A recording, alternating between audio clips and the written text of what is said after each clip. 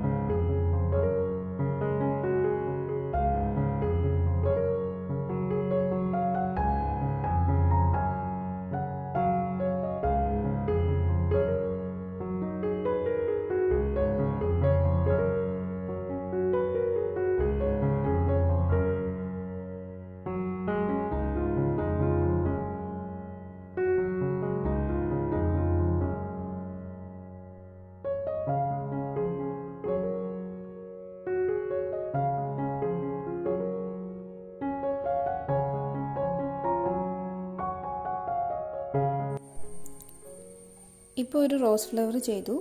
ഇനി ഇവിടെ satin stitch ചെയ്ത് കൊടുക്കാൻ പോവാണ്.